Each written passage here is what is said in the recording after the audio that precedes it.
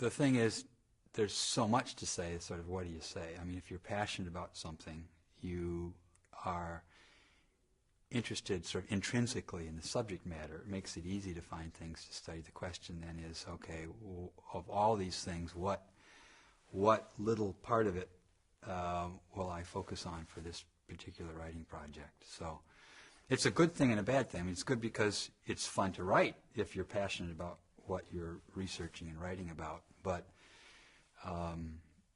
carving away that particular piece of one's passion to something that's manageable for even a book, let alone an article, is not always easy to do.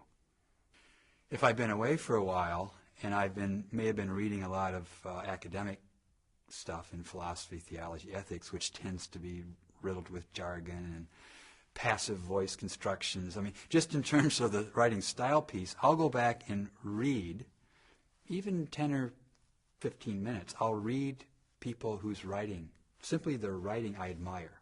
Wendell Berry, Barbara Kingsolver, Scott Russell Sanders, people like that, just to kind of get my brain back into good writing so that I don't sort of lapse into academic jargon or some of the bad habits that you find in academic writing. I probably tend more toward the try to get it right when I first write it, and then I'll go through multiple drafts, but I'm not generally the just get it all out and then rearrange it. I usually try to have things fairly well organized, even in terms of sentence structure and so on, the first time. But there's always a second, third, fourth, multiple drafts. And I require of some of my students that they have other people read their papers, and that person has to sign the title page. And I tell them, I'm just inducting you into the community of scholars. This is what we all do. At some point, after I'm comfortable with my own third or fourth draft, fifth draft of something, I give it to multiple friends and have them read through it for all kinds of things, not just stylistic things, but also argumentation, flow, all those kinds of things that we look for in good writing.